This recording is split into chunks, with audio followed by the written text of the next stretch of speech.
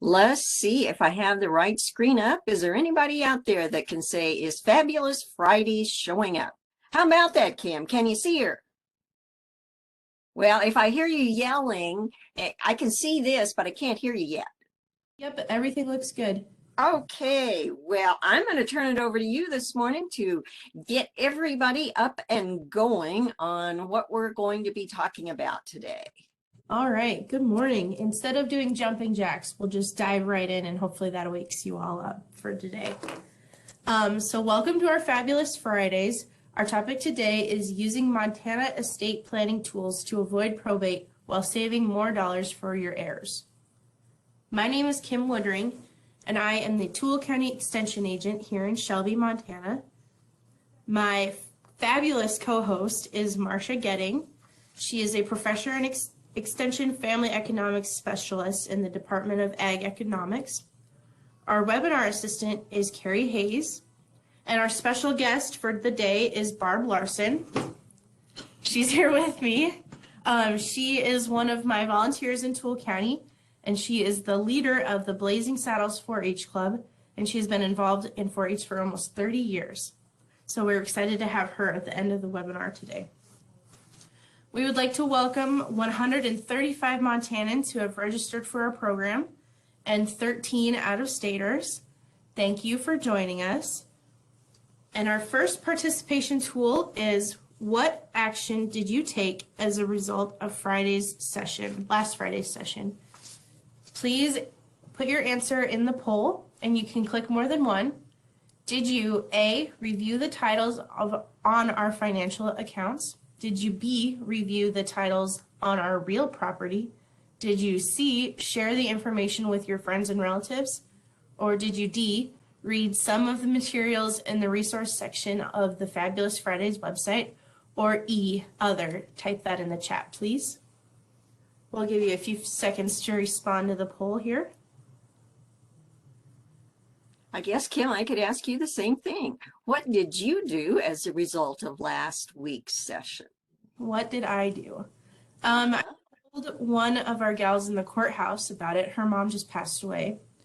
So I gave her the resources on our website, and hopefully she can tune into some of our recording ones. But I think it's a little too late for her mom's documents, unfortunately.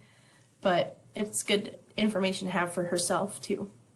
Yeah, well, that's great. And I'm sure you do a lot of that type of thing with people coming into the county extension office. So we may have folks out there that don't know that you have a local county extension office. And Kim is one of those representatives, and you walk in there and just about any kind of topic that you have a question about, agriculture, nutrition, mental health. Oh, I mean, it's just amazing what we have available. Well, Carrie has got her results up for us here. And look at that, Kim. Yeah, it looks like 11 out of 34 read some of the info on the website. That's good. Shared the information with their friends. I like it. Keep up that good work. And it's always good to take a look at some of the titles that you have on your financial and your real property. You know, some things we may have done 20 years ago, and by now I've kind of forgotten about that. So good for you guys. Taking action is good. Good. Yes.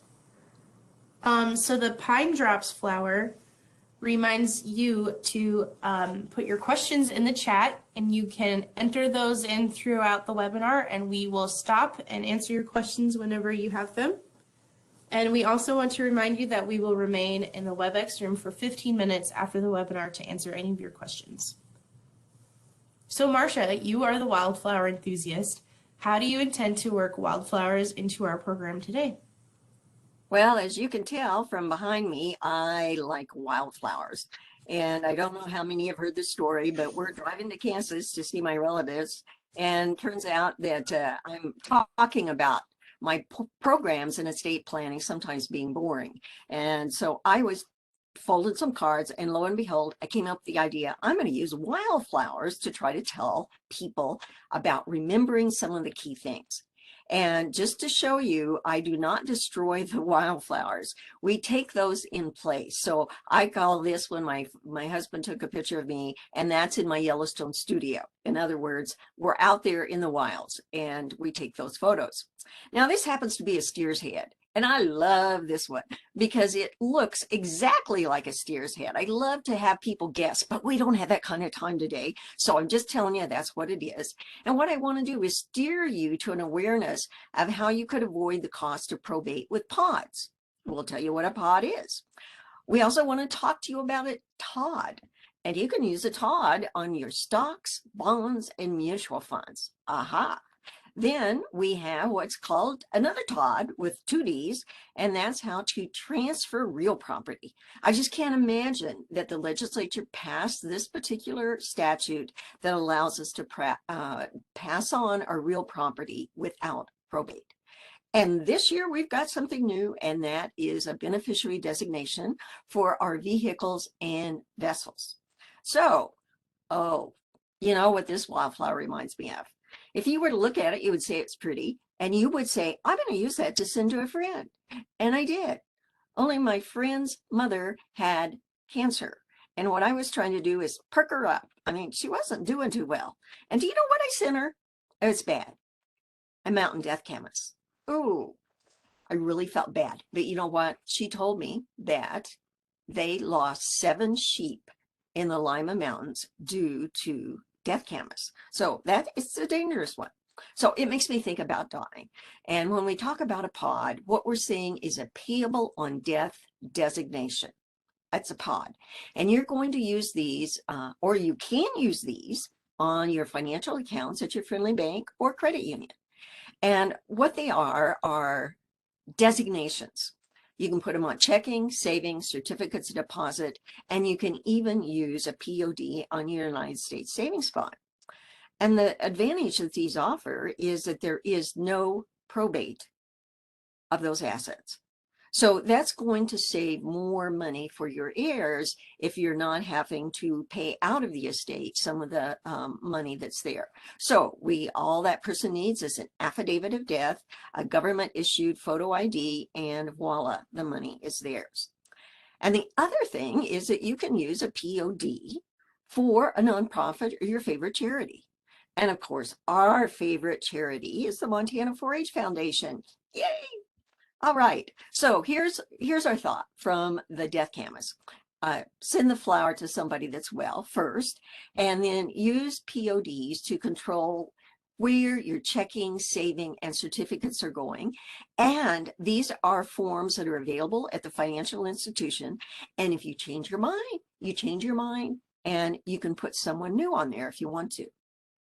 Now, don't forget, one of the other things that we're doing on our Fabulous Fridays is we're going to mail out a note card with a wildflower on it to somebody that can answer our estate planning trivia questions. So 1 free card.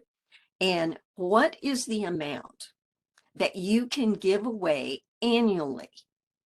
That's every year without having to pay a gift tax. Okay, that's the question.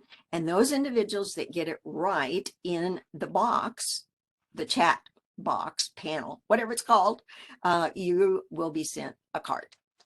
Okay, Kim, how about you tell us about the estate planning goals of my dear Hart family? All right, so the heart-leafed arnica reminds us of the Hart family. They are Joe Hart and Brooke Hart.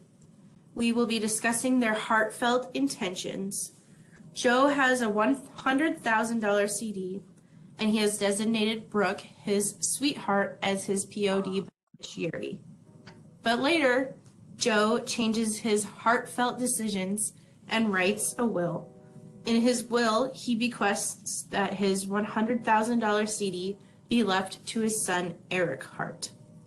So the question is, who will receive his $100,000 CD?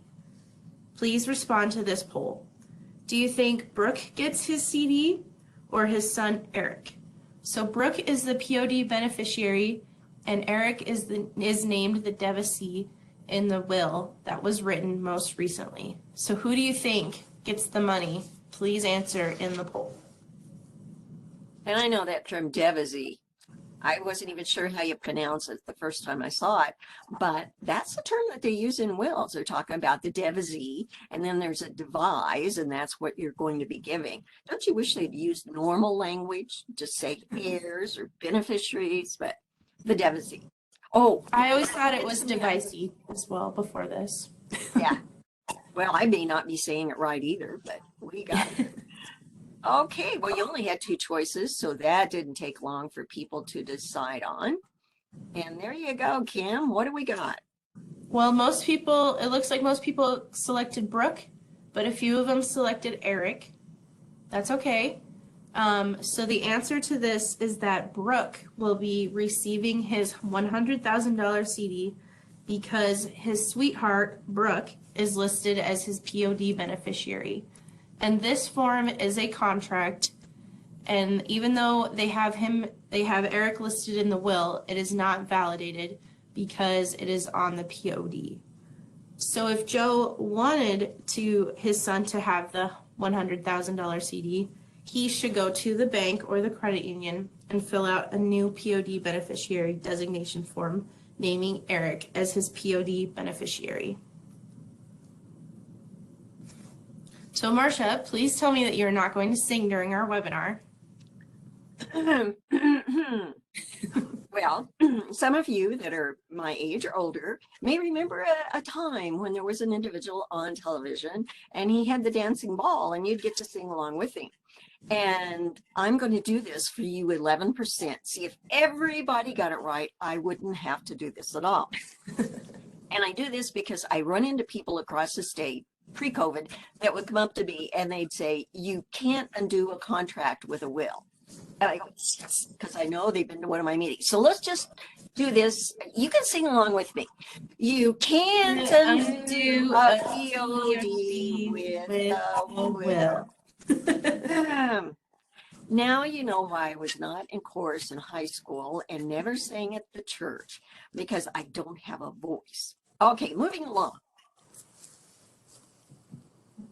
Well, let's review your POD beneficiary designations on checking and savings accounts, certificates of deposit, and don't forget those United States savings bonds, and take a look at those. If you've got some e-bonds in your safe deposit box, they are no longer earning any interest. So do that. Okay, Kim, I'm going to tell you about the albino fairy slipper. Don't you think that's a pretty flower?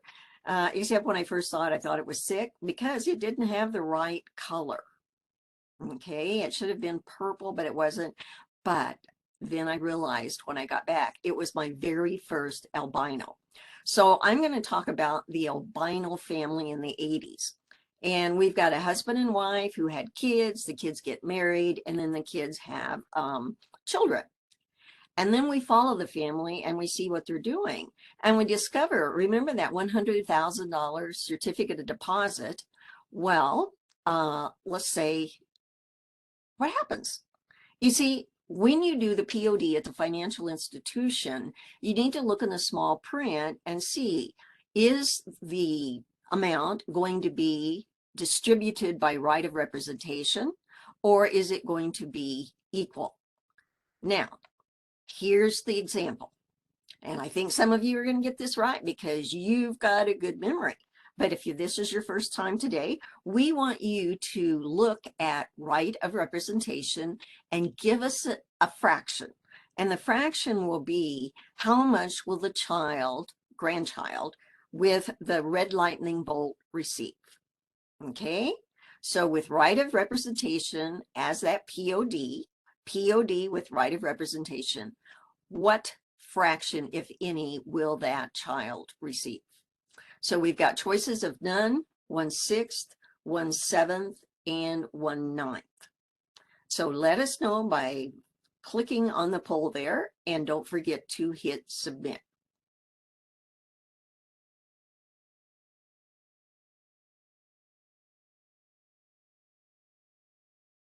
And while doing that, I'm going to compliment you, Kim, on your sweater that you have on. I can see the MSU logo on there. Yay! All of my stuff is in the wash right now. So I have it you're on my shirt doubling too. over. Whoa, very good. I do my name tag. Oops, my name tag. Gotta represent. Okay. So, Carrie, what do we got for our participants today? Oh my goodness. We only got 20, well, only 22% of you got that one right. So, Kim, I'm glad that we asked this question because the rest of you missed it, and we're going to see what happens here. So let me show you just very quickly that it is going to be 1/9. That is what a right of representation is. It means they take the share their parent would have received. So you see, with that $100,000 CD, these grandchildren are all going to receive 1/9. They're the green grandchildren. The pink grandchildren, 0, because the third went to their parent. And then we have another grandchild over here that received a third. So if you were wanting to treat your grandchildren equally, you haven't done that. And that's why you need to look at the print there. Is it right of representation or equal? And if mom was doing this equally, what would happen is the son, because she said to my children equally. So not only is that important in your will, but it's important to look at when you're doing those PODs, just in case. All right, so Montanans really do need to understand the difference. This is our tip for you. And you need to know that difference between right of representation and equally, whether it be in your will or on a POD.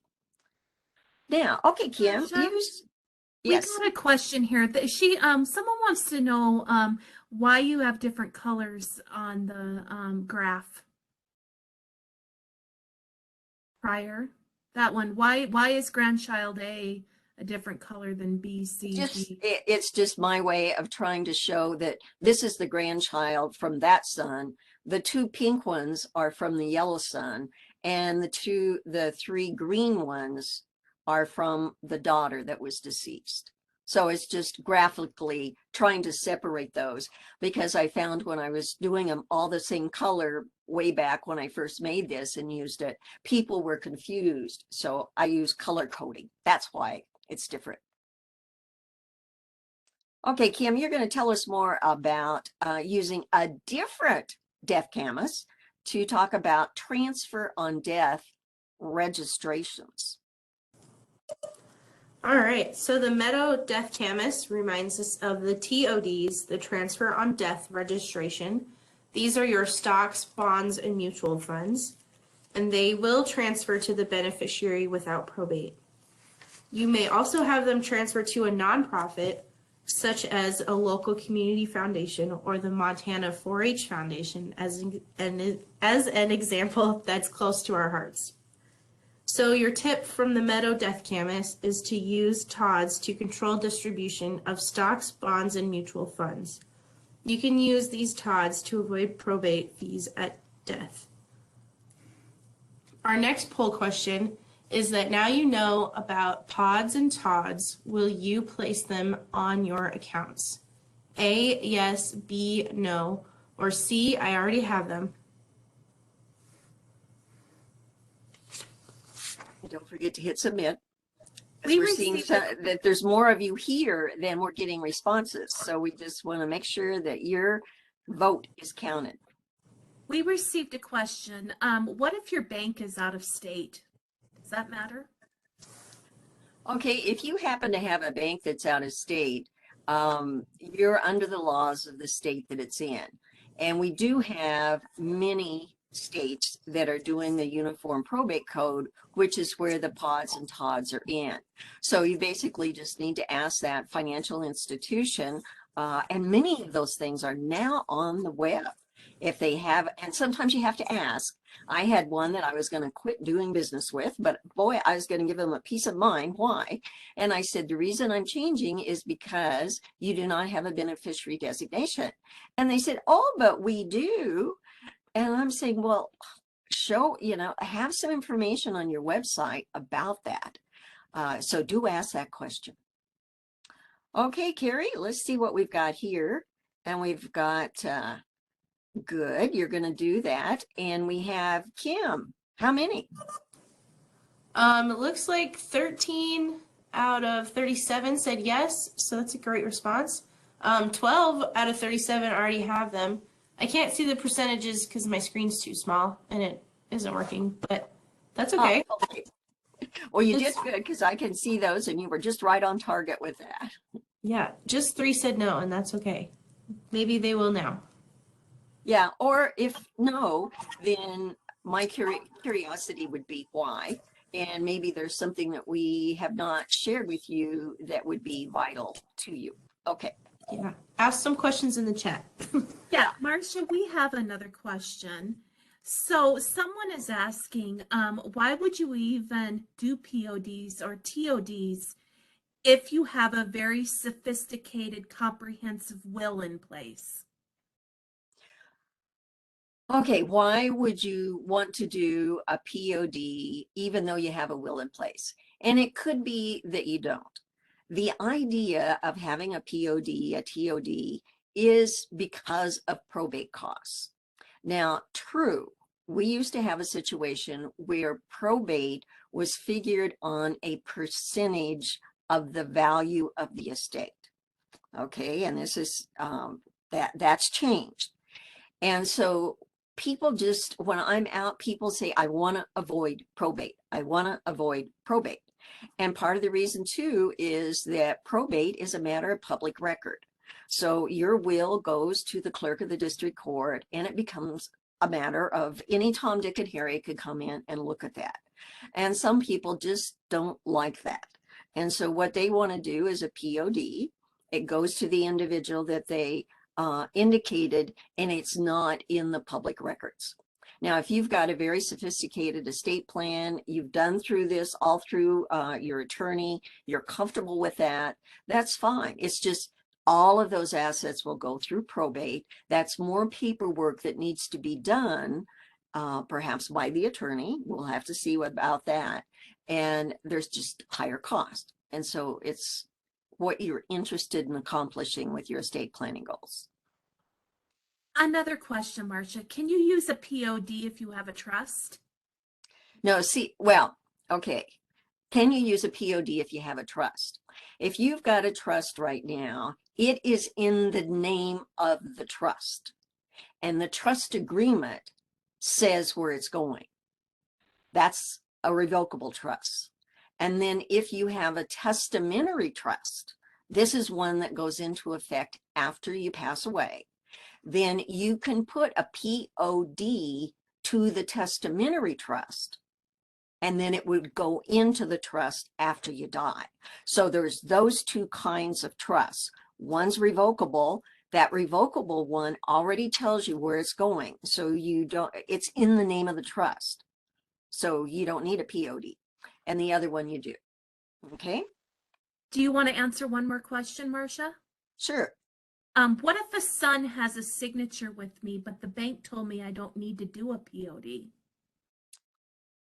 Oh my. Do you see any problems with that, Kim? We've got a signature, and it depends on the signature, okay? Because Montana has the Multiple Party Accounts Act, and there is the opportunity to have a signer on your account. And that signer is referred to as an agent. And that agent's power stops when you die. So I would say take a very close look at that account, and is it instead a joint tenancy with right of survivorship? Now, that may be fine. A joint tenancy also avoids probate and it goes to the survivor. But if you have 3 kids and you only have one of them on the account, it technically means that kid is the one that gets all of that that's in there. And he or she does not have to share with the others. And I'm sure you as a parent think, oh, he'll do it. Maybe he will. But then again, maybe not. So it just know that you have the opportunity that you can have an account in your own name now, and you can have somebody pay the bills, etc. But then when you die, your will would come into play because it was just an agent that was signing, not a surviving joint tenant. And remember the will? That will's not going to control that account. And we've got some examples in some of our past Fabulous Fridays. So if you're new, go back and take a look at one of those when we talked about joint tenancy property and wills. Okay, we better get going, Kim. I want to make sure we have a chance to visit with Barb. All right. So, Marsha, I have a feeling you're going to explore a way to avoid probate on real property. Oh, yes, I got to use my Explorer's Gentian. Very beautiful flower that typically you find in August. This is what you call a late bloomer. So what we're going to do with a transfer on death deed is transfer a real property, and it doesn't matter if you've got a house in Bozeman or you've got thousands of acres out there in eastern Montana. If you want, you could use a transfer on death deed and decide on your beneficiaries, and there would be no probate of that estate. And this one surprised me. I didn't know if Montana would ever get to this stage, but now Montana is joining 35 other states that have transfer on death deeds. This one became effective October 1st of 2019. Some of you out there may have used a beneficiary deed, and if you did, you're still fine with that. It's just now it's a transfer on death deed.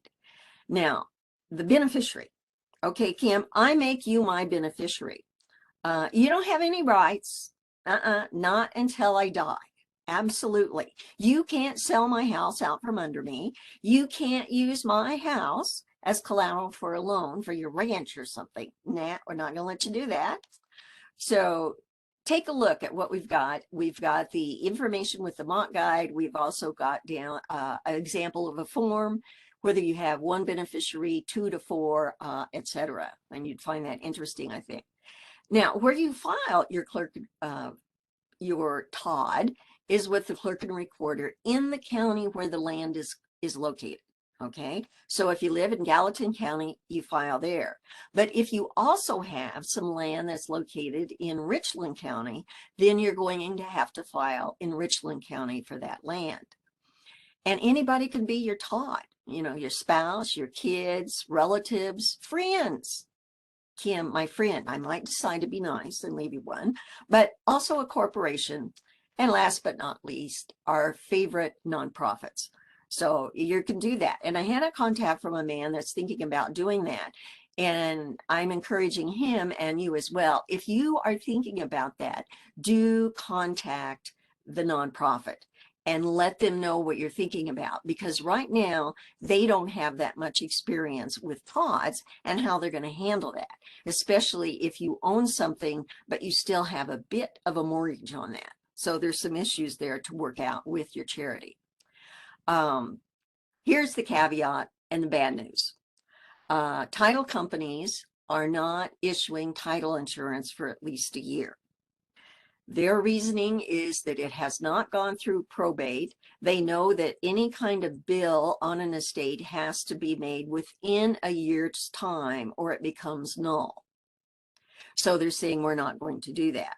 So if you're in a situation where you're going to leave some property to somebody that you know that is going to want to sell it right away, then go back to that will and have the PR submit the will for probate, and then the ability to have that sold and have title insurance would be taken care of, because part of the probate process is a publish in the paper 4 months for creditors to hand in their bills, and then we settle the estate. So I would suggest that you continue to explore whether or not a TODD, a transfer on death deed, is really something that you want to consider for your situation. I've got attorneys that are highly supportive of them, and I've got some that aren't. So you decide for your situation. So now, another trivia question real quick. What dollar amount is the federal estate tax exemption in the year 2022, which is the year we're in? What dollar amount is the federal one? Okay. Oh, Kim, how about telling our participants how to outfox the law with a TOD? All right. So the foxglove flower will help us outfox the Todd law. So what if your designated beneficiary dies before the owner dies? We need you to be foxy. You should specify a successor beneficiary. In this example, Mark Fox files and records his transfer on death deed. Mark Fox is the father and the owner in this example, and Evan Fox is his son and beneficiary. Luke Fox is his successor and beneficiary. Mark Fox dies, and Evan Fox is the designated beneficiary. So in this next example, Evan dies before Mark, so Luke Fox, the grandson, is named the successor beneficiary. And in this example, Mark named grandchildren Luke and Lily Fox as successor beneficiaries because you can name more than one successor beneficiaries. You can also name a nonprofit, such as the 4-H Foundation, as an example, as a successor beneficiary as well. So here's your Fabulous Friday tip from the foxglove flower and the Fox family. Outfox the law by naming a nonprofit as a successor designated beneficiary. So Marsha, what happens if a person has written both a will and a Todd? Ooh, that could be very interesting. And I'm going to use my blue flax here as an example of that because it reminds me of Gary Blue. Gary Blue has 2 blue children. We've got Linda Blue and we got Matt Blue. And what Gary has done is he's filed a transfer on death deed and he has named Linda Blue as his designated beneficiary. Well, you know, Gary changed his mind for whatever reason, and now he's written a will. And in the will, he's leaving that same property to Matt Blue. So we got a question. You knew it was coming. Who's going to get that property? Is it going to be Linda Blue as the designated beneficiary? Or is it going to be Matt Blue because of the will? And the will was written after the transfer on death deed was filed. Okay, so you let us know. Is it Linda Blue? Is it Matt Blue?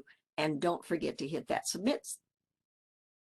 Okay, Kim, what percent do you think are going to get this one right?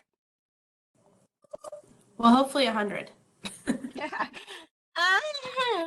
Well, yeah, we really did achieve it in the sense because No there one are people answered not Matt. answering. So yay! That's what I'm after. Yes, yes. I do a dance at a public meeting when I do this because it means people got it. A contract is going to override the will. Good for you guys. Super duper. Okay, I'm so excited. I could quit now, but we can't. We've got more to explore. Okay, so right, Linda Blue gets it. We got Matt Blue, and he's getting 0. And what do you think their Christmas and Thanksgiving are going to be like? You know, because he's saying, Dad obviously wanted me to have it. He wrote the will later. And poor old Matt, he's singing the blues.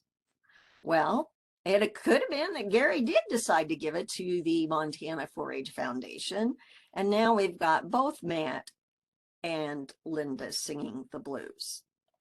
So remember that. Those of you that didn't vote, you can go out there and say that as well. You can't undo a transfer on death deed with a will. And it doesn't matter when the will was written. Was it years ago or was it most recently? So keep that in mind. Now, Kim, I want you to use this geranium to introduce Granny to us. All right, so this is the Richardson's geranium. It reminds me of my Granny Richardson down in Billings. She really supports the Montana 4-H program because her grandkids were in it for many years. And Granny owns a condo in Billings. It's a very fancy high-rise. So she would like to contact the Montana 4-H Foundation, and they tell her that they would like her to focus on the People Partner grants. So Granny files a Todd with the clerk and recorder in Yellowstone County, Montana, and names the 4-H Foundation as a designated beneficiary. She has specified that the proceeds from the sale of her condo are to be added to the People Partner Grants funds.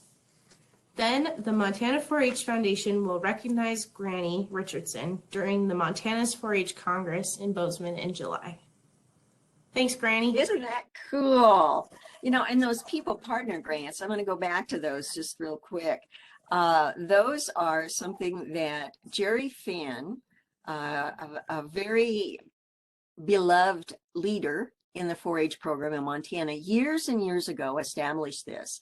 And the people partners are little grants that communities with 4-Hers, they apply, and they say they want to do such things as putting a bench at the fairgrounds, or maybe they're going to put up a flagpole and have the American flag shine. I mean, they come up with some very, very clever ideas. I got to judge some of these last year, and I've got to say I was so impressed, and my heart was overwhelmed with one group that was going to plant a bunch of flowers at their local nursing home.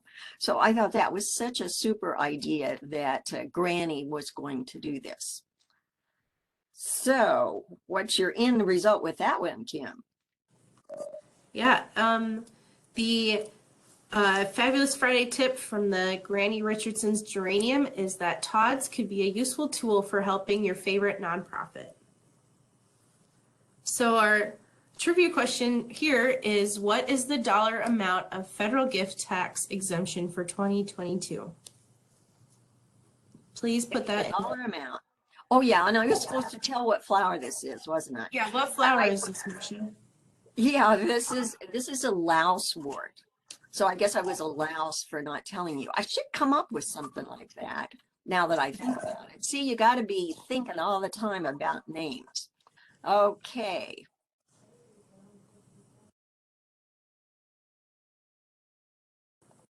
That's me. So Marsha, I've heard that we can now place a beneficiary designation on our vehicles. Is that true?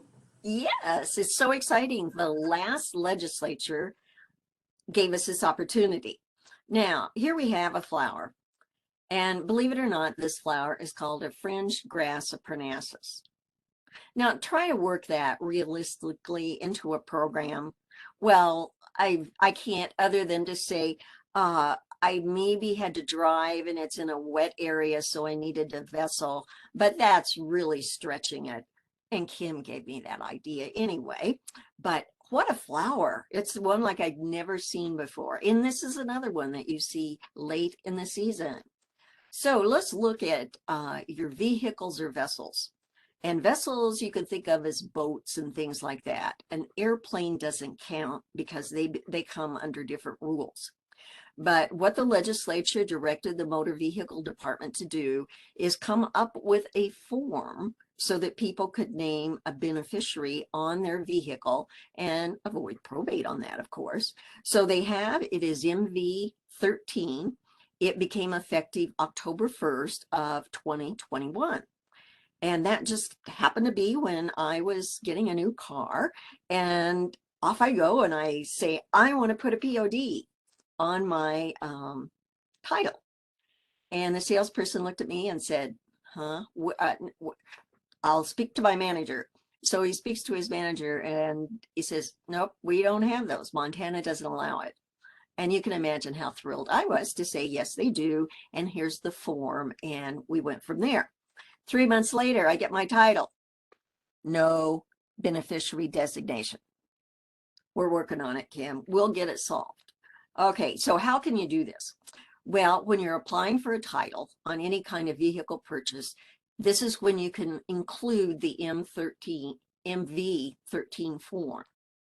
And then once you have a beneficiary, later on, you can add another one if you want to. But all they're going to allow you is 2 beneficiaries. You can't have more than that on a vehicle. Maybe you'll change your mind. You know, right now I got my husband, but later I might decide, oh, my nephew, he needs a car. So if I die, I want him to get it. So I could change from my husband to my nephew. Also, then you can also revoke a beneficiary that you have on file, and they give directions on that. So the end result is that, of course, MSU Extension wants to do a MONT guide. Okay, so I've been working with the Motor Vehicle Department on a MONT guide that we will be able to share with people to help them know about the form. I found it wasn't as easy to interpret what they meant as I thought it would be, because I thought, I don't need to do one. They could just have the form. So if you out there would like to be a reviewer of the MONT guide, I would appreciate it. Just put your name in the chat box, and Carrie has your mailing address, so she can let me know that. And well, I won't be mailing it. I'm being too old fashioned. I would send it to you on a file attachment, duh, and would really welcome any kind of comments that you have. So opportunity knocks for you all. So take advantage of this new law. And consider naming a beneficiary on your vehicle or vessel on MV13. Are we out of time already?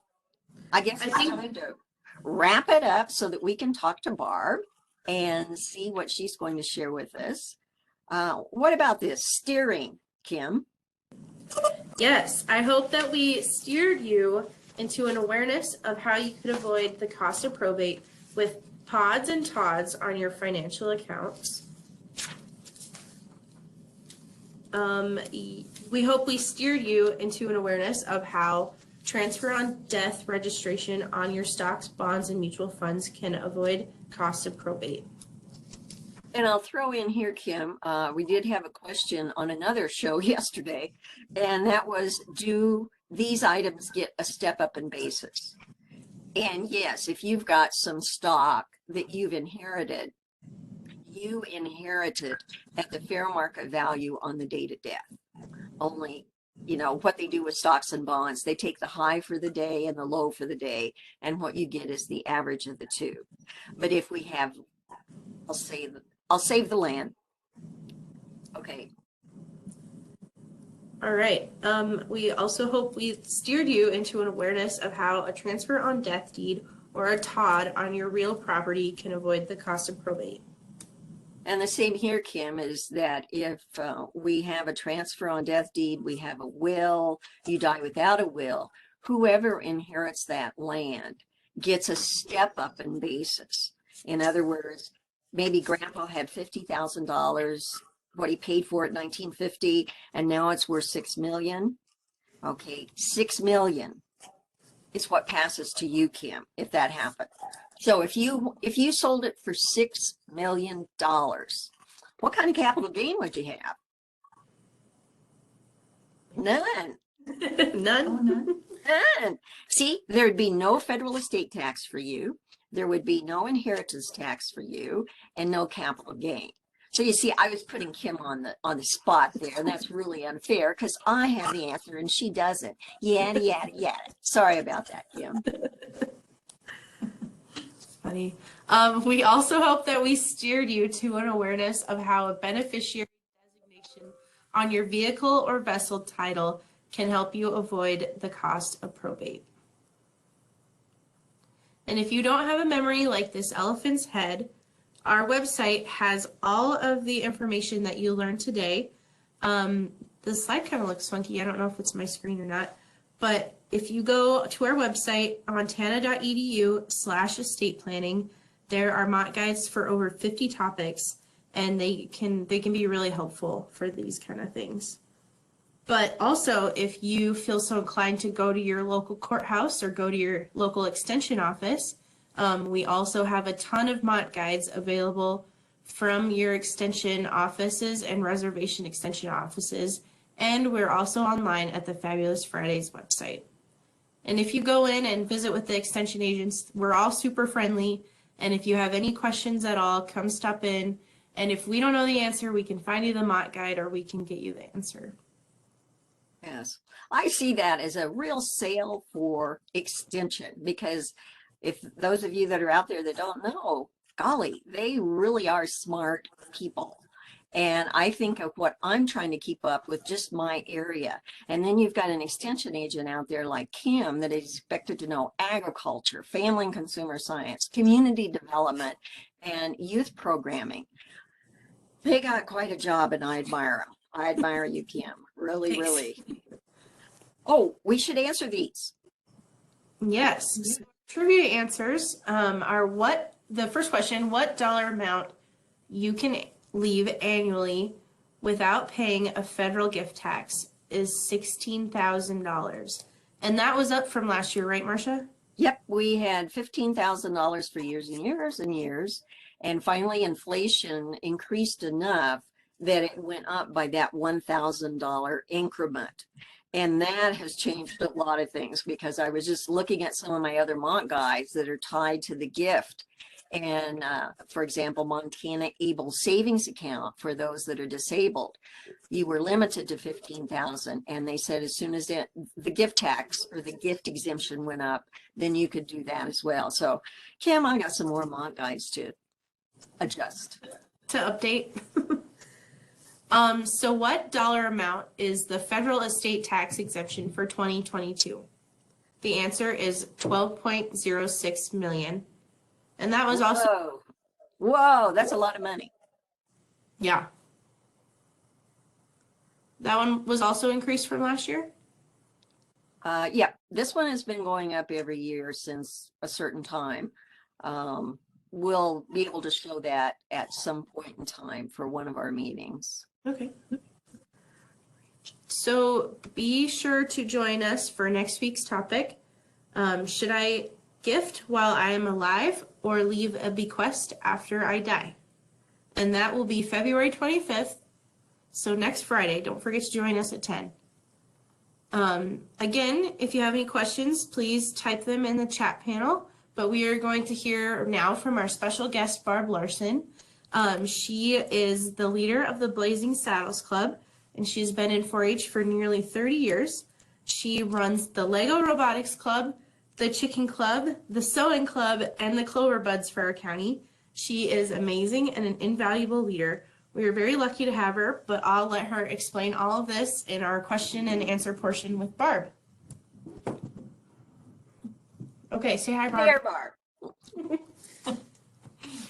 Okay, well, we are delighted to have you join us with Fabulous Fridays, and particularly since you're so enthusiastic about the 4-H program, tell us about how you got involved in 4-H. It basically started when a couple of my Girl Scouts came and asked me if I could help them with their sewing projects and also with their cake decorating projects. So unofficially, I've been a leader for a while.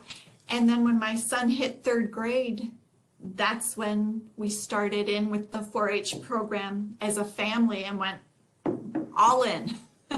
All in, all the way. Okay. Yes. So have you been in Toole County all that time in the program there? Yes.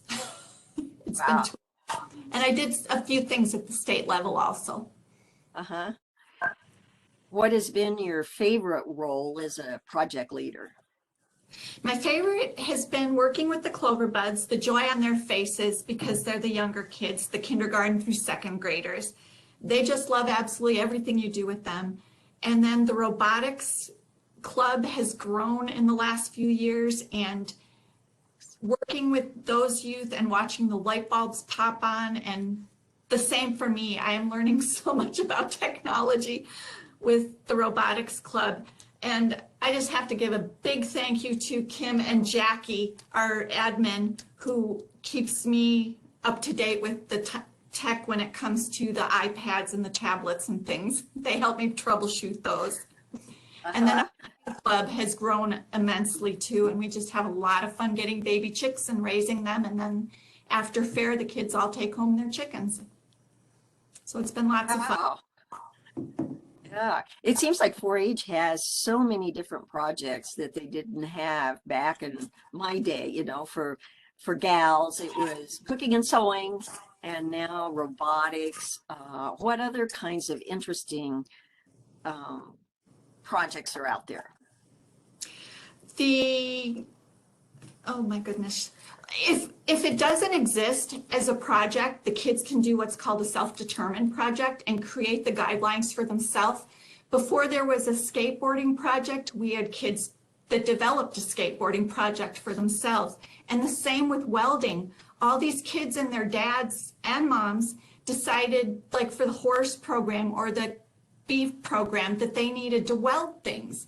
And so these kids wrote up their own guidelines and developed their own programs for that. So if the kid wants to do something and it doesn't exist as a project already, we create it for them and with them. Oh, that is really, really cool. Kim, what else, as you look at 4-H, as you know, you're kind of in charge in a way with Barb. What is your favorite part of 4-H? I kind of like what Barb said, where the kids get it and their face lights up.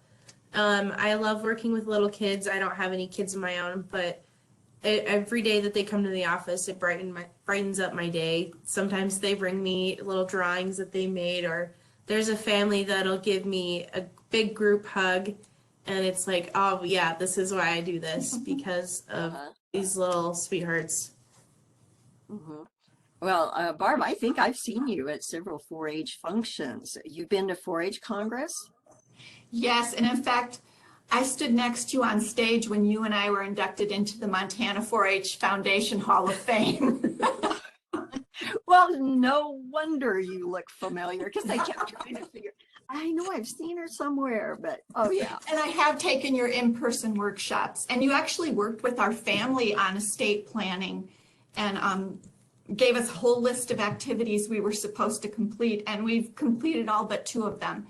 The last 2 are taking a bit longer to accomplish. Yeah, okay. Well, that kind of shows the estate planning process is a neat process. And it does take time to work it through. So yay. Well, congratulations again on your award. I've got mine over here, you know, kind of proud of it. Gotta say. Yes. As you look forward to 4-H, what kinds of, you know, like rec lab? I hear this thing, rec lab. Okay, what's a rec lab? Who do you want to answer that? Okay, Barb, give us the 4-H leader perspective, okay? The Where are 4-H you going leader this year? Perspective is you take youth to a statewide event where they get to meet other youth and interact with them and create friends. And what they're learning about is how to be a good camp counselor, how to lead a good recreation program at their club, and how to come back to the different, I mean, they can learn anything from a cake decorating to how to make pool noodle stick courses to then take to a clover bud day camp. So the kids just learn all these different ways to help their club or their county, and they come back and they have a ball teaching. So we're teaching, you know, that has been the whole 4-H concept, I think, is teaching youth and what they, and you see what they become later, and you get to see that because you've been a leader, I think, Kim, you said for 30 years, so that's great. Tell us more about the clover buds. I know that they're young kids, but you seem to have a special attachment to the clover buds. Just tell us more. They're the kindergarten to 2nd graders, and they just have so much joy when they come. And the basis of Clover Buds is to get them excited about all the different things that 4-H has to show them. And the first Wednesday of the month, we do robotics with them, which is the younger kids robotics program through Lego. And they are so proud of themselves when they can get their little robots to move around or make noises or flash lights. Or their favorite last year was they built, and you'll love this, Marsha, they built a flower on a long stem, and then they built a bumblebee that flew around it and would stop to pollinate the flower. And that was their favorite one for that. And then on the 3rd Wednesday of the month with our group, we do all the different little activities that are in their project book. And so yesterday, 2 days ago, we made picture frames, and they did some fun Valentine math candy and things. So whenever there's sweets, it's a good thing. Yeah. We always say an extension sometimes. Well, if we serve a meal, they'll come. Yep. But that's a part of the whole thing too, that education is more than just the learning. It is the opportunity to socialize, to learn from others. And certainly the 4-H program is so good about that. If you were to look at a need, if there's somebody out there that wanted to do something for the 4-H program, let's say in Toole County, the two of you, what would you like to do? What do you think is next? I know I'm putting you on the spot. Yeah, But I just thought, there might be somebody out there. I run into people in my estate planning, and somebody will say, I want to come up and visit, and they visit, and then I discover they don't have any family left, and they're really searching for some way to have meaning with what they have left. And I asked them about the 4-H program, and so many of them haven't heard about it. And it's like extension. Sometimes we think, oh, we're the best kept secret out there. But I sometimes feel the same about 4-H. So I thought there might be some special thing that Toole County could use. we could use more funding for the robotics program. Aha, okay. But also, our community has been very generous in the fundraising efforts we've put forth to get new tablets and more robotics kits. Because as the program expands, each kid basically should have their own robotics kit.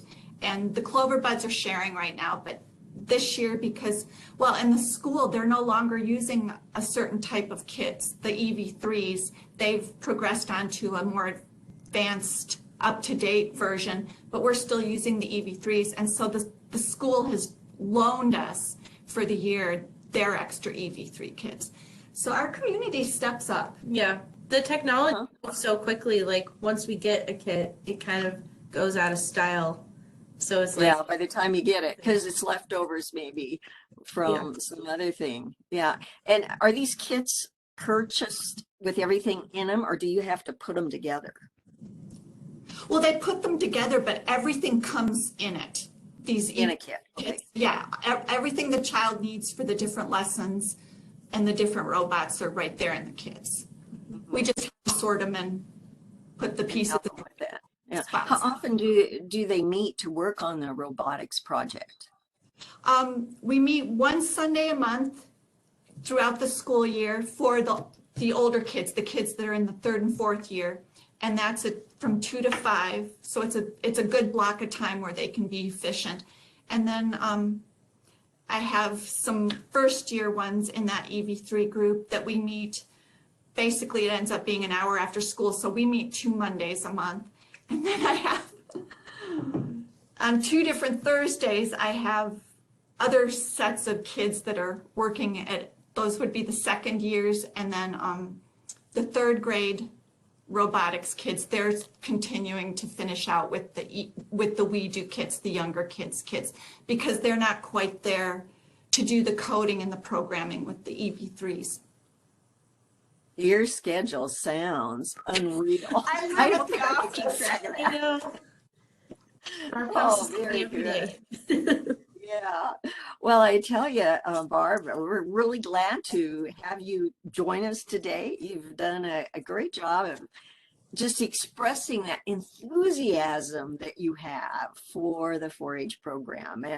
And folks out there that are listening, there are a host of other leaders out there that have such support for the 4-H program and the youth that they're working with. And it just gives them, that good feeling, like Kim was saying, that group hug.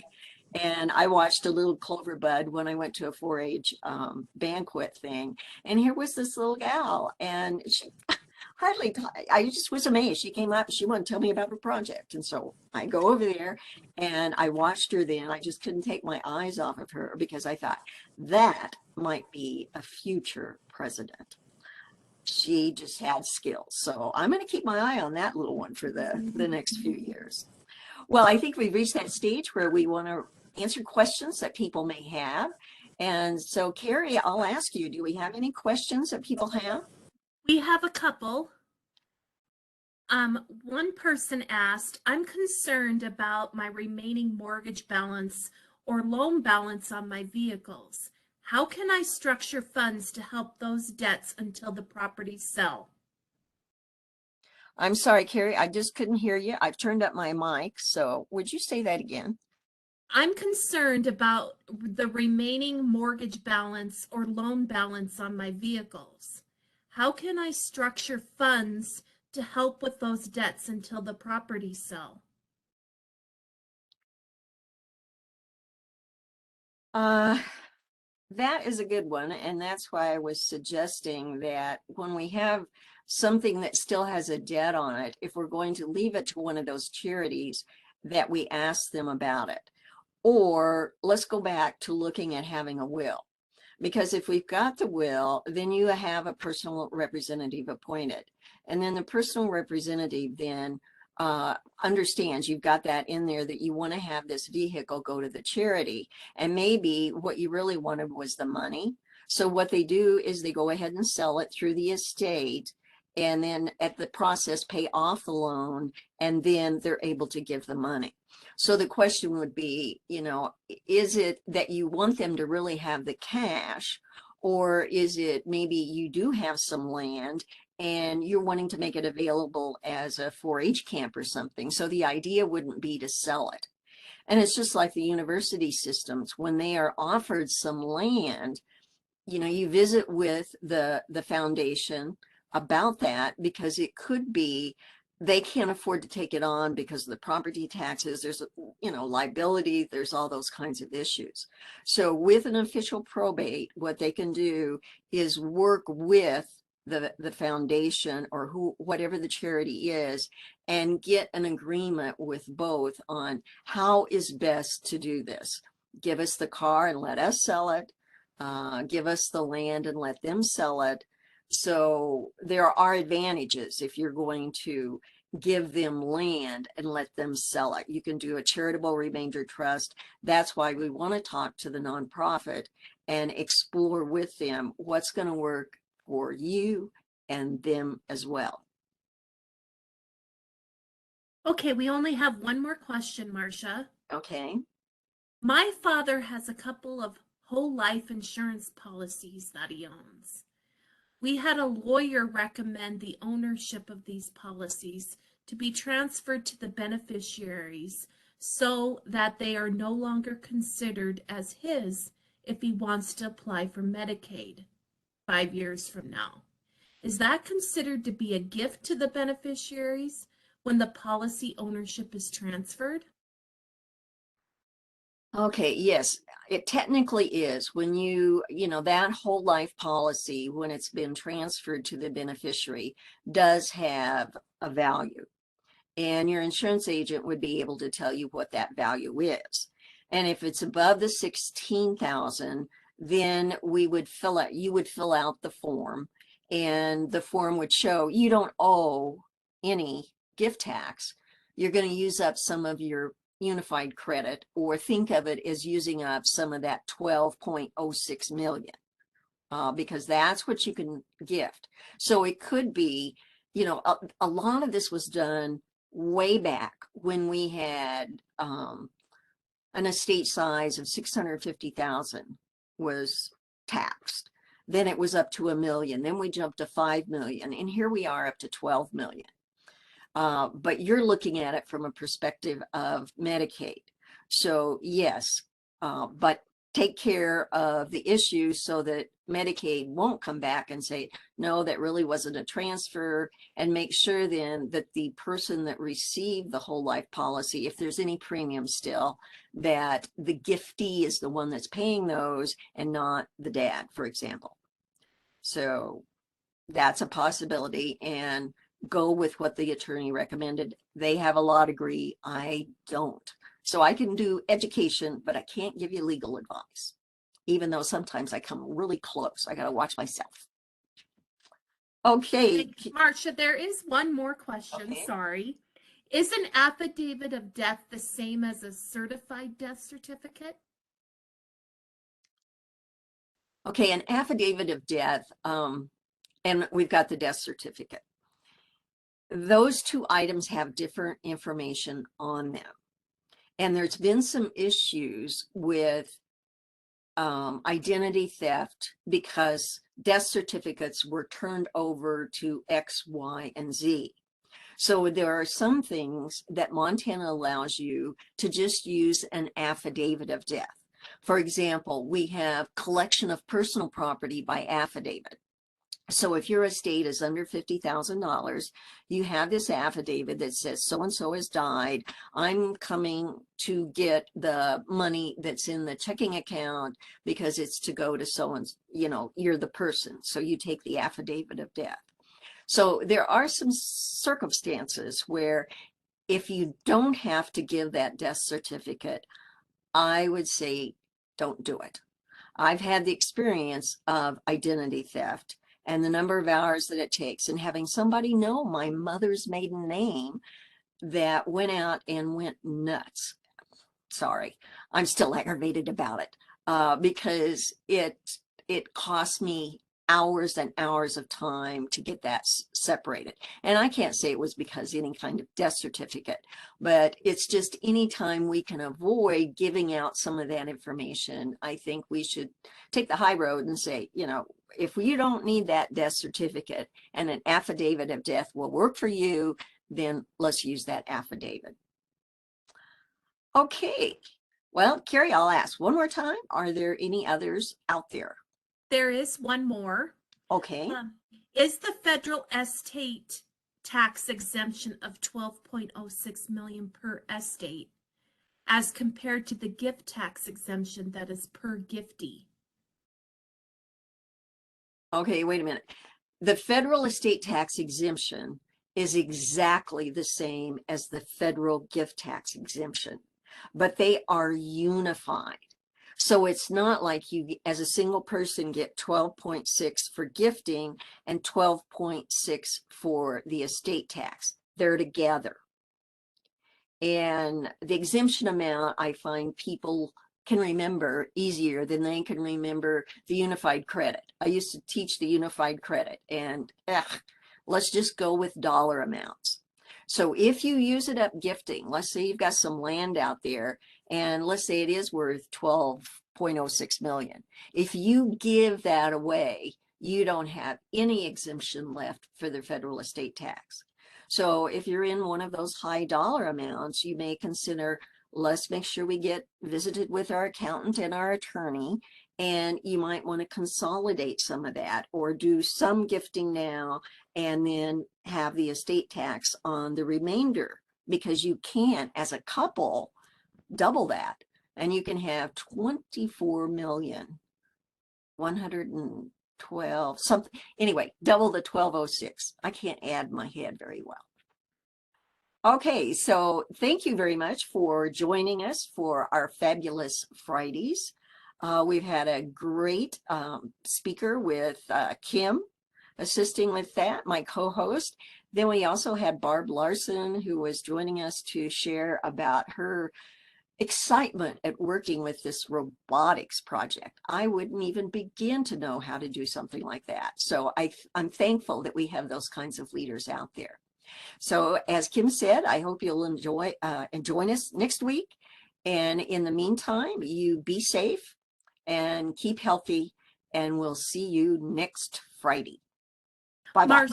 Marsha, Yeah. and a quick question. We've had a lot of people ask if these are recorded. And Oh, so, yes. Thanks for bringing that up. Yes, Carrie is the one in charge, and I don't even think to ask her because she knows she's going to record these. And what she does is post them at the website. There's a section on the left-hand side that says recordings, and you can listen to those. And you can also send the link to a friend that you know might be interested in some of this information as well. Let's get the word out there that getting your estate organized and planned is going to be so much easier for your heirs. So Kim, do you have any last minute words of wisdom for us? I don't think so. I hope everyone has a good weekend. Yes, I hear our temperatures are going to go down, so get out early Saturday. Yeah, and it's a long weekend for us. We get President's Day off. Yeah, some of you do. Some of us said, oh, I'll be glad to give a program on Monday, forgetting it was a holiday. But anyway, I'll be working away. So if anybody wants to send me an email, keep me company, feel free to do so. Okay, we'll see you, Kim. Enjoy your 3-day weekend. Thank you. Kim, you enjoy yours. And Barb, again, thanks so much for joining us. Bye-bye. Bye.